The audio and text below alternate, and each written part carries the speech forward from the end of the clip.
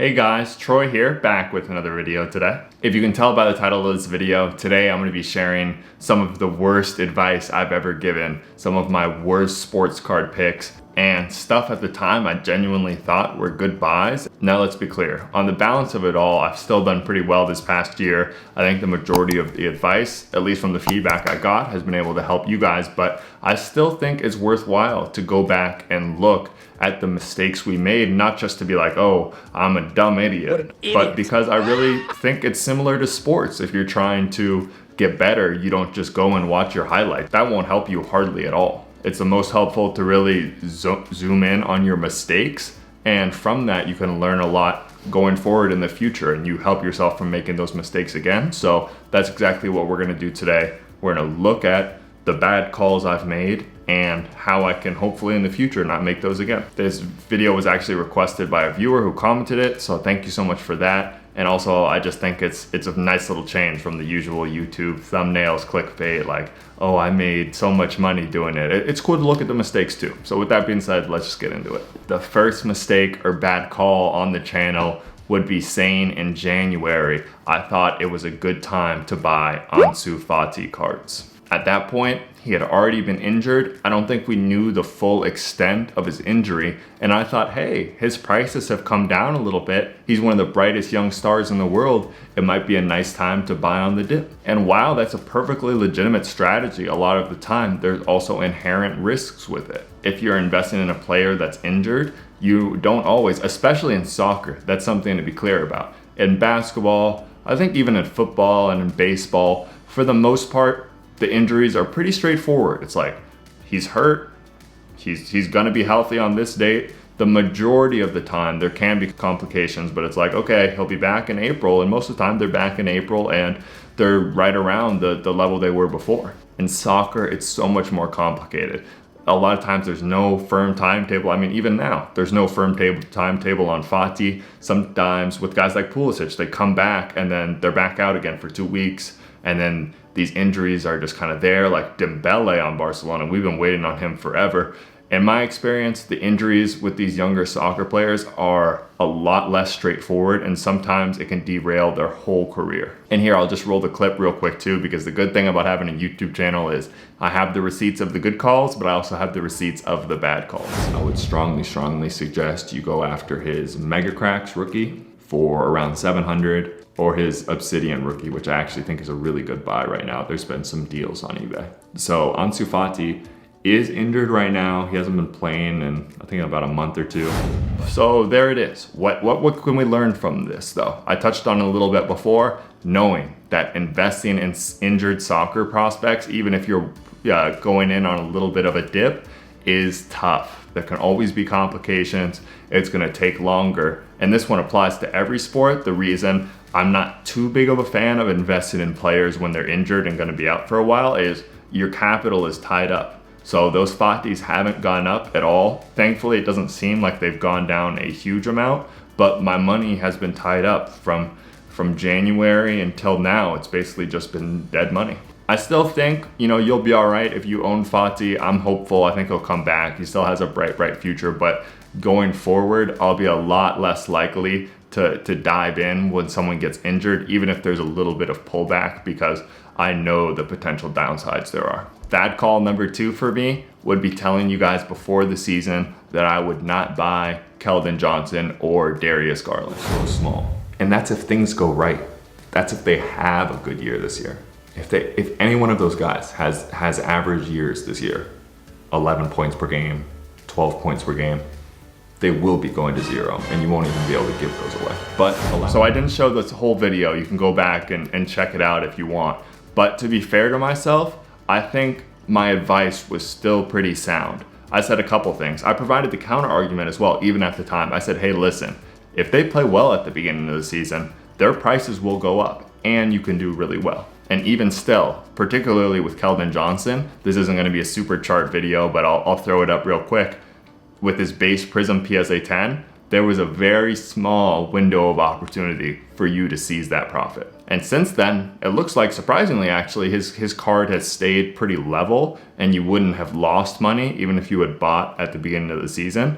But still, I wouldn't say in hindsight, one of the greatest investment misses I've ever had. Like, I missed out on this amazing Keldon Johnson opportunity, but especially with maybe some of his higher end stuff, or if you had sold at a good time, you could have done well. So I was wrong. Darius Garland was a similar story as well. His peak was a little bit longer. Once again, I don't feel terribly bad about it because since then his prices have gone back to basically where they were. But the point is maybe there was someone out there who really, really believed in Keldon Johnson and Darius Garland, and I said you shouldn't buy them, and maybe they listened and you would have missed out on an opportunity there. But what are my takeaways? Does this mean I'm gonna invest in every young up and coming NBA player, especially these more mid-tier type guys? No, definitely not. If you've been listening to this channel for more than 2 days, you know that's never gonna be me. But I guess it just opens my mind a little bit. If someone really has a reason to believe in someone,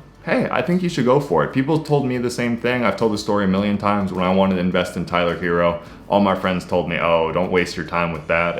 And now it's an opposite position. I probably would have said the same thing about Darius Garland. So you have to know the risks. I certainly know the risks, but I think once again, now that I've built up my portfolio to have a good amount of my money in the GOATs, I think at the beginning of every season, I probably will actually roll the dice on some Darius Garland, Keldon Johnson type guys, as long as it's a low percentage of my overall portfolio and I have a reason to believe in these guys in particular. My next mistake and bad call would be selling NBA Top Shot way too early twice. Now, once again, I have to be a little bit fair to myself. There wasn't any video where I said, you guys, you need to get out of Top Shot. You need to sell. I would sell right now. And also, I'll pump myself one time in this video because overall it's about my mistakes. I genuinely think I was one of the first people in the whole of YouTube to talk about Top Shot, which I think was just a couple weeks after the beta launched at all. And I pulled some really cool stuff. I pulled a Giannis rare dunk from Series 1, and I sold it for $12, only $12, just a couple days later, and that one sold as high as $5,000. And I sold a ton of stuff back at the beginning. Trust me, that's not even like, oh, that was by far the worst one. I think there's genuinely worse ones. I just couldn't bring myself to look through the history of every single sale I had. And back then, I was saying like, hey, at the beginning, I didn't even follow my own advice. I was saying, hey, you should just keep a little bit of your money in Top Shot. I think there's a chance it becomes something. But later on, I definitely did have a video where I shared I was selling. I think I did say I'm selling the majority of my stuff. And I forget exactly what I said, but we'll roll the clip. I just don't know how Serge Ibaka base cards can continue selling for $200. They very well might, but that's just something I'm a little concerned about, is what I would say. The next, so this was right at the beginning of the Top Shot kind of, when was it? I think like January, February boom. And I missed out on a big opportunity. And once again, to be fair, someone could have watched that video and been like, oh, Troy's selling? Oh, okay, I think I'm gonna get out. And once again, they might have missed their opportunity. So for all this, I haven't said it yet, but I do apologize. I try my best here. And that's why it's also good to always, if you believe in something, follow your own belief. But what can we learn from that? I know, for one, I am way less willing to dismiss any kind of digital collectibles or NFTs now. I know there's a lot of you guys on the channel who totally swear them off and have no interest in them. And don't worry, this will never turn into an NFT channel, but I had on Logical Soccer Card Investing, Danny, and he was talking about Topps Kick and digital soccer cards. And the other day I downloaded the Panini Dunk app, I downloaded Topps Kick, and I was like, hey man, I'm not dismissing this stuff anymore. Once again, I'm never gonna throw a ton of money into it or ignore physical sports cards for it, but I've learned from my mistakes. I think there's something to it, and there's nothing wrong with, not even nothing wrong. I think it's smart to just have a little bit of money, put it in there and just see what happens. And also I can even, believe it or not, take that Top Shot takeaway and move it into my physical sports cards as well. There's never anything wrong with taking profits, and especially during that January, February sales, I did really well. But once again, don't be afraid. Here's what I'll say. I wouldn't sell everything. That was my mistake. I sold way too much. I should have sold and made a good profit and say, okay, I'm gonna let the rest of this run. And in general, I tend to do that. But going forward, if I happen to get really lucky on some sports cards or digital collectible, hit the lottery in a sense, I'm not just gonna cash out because I'm afraid of of the profits going down. I'm gonna at least keep a little bit in and see what happens. And last but not least, mistake number 4. I don't think I have a direct clip of this because this was more what I said. I went in fully into the strategy and like podcasts and stuff like that. But I was saying before the season, I was right in a sense. I said Zion and Trae Young are gonna have the hype. These are the guys I would be going after. But my particular strategy that I shared was I'm buying their cards raw, I'm getting them graded, and then I'm gonna sell at the beginning of the season. And hey, maybe it was a good strategy even at the time, but the problem was the cards did not get back in time, and I spent all my money on their raw cards.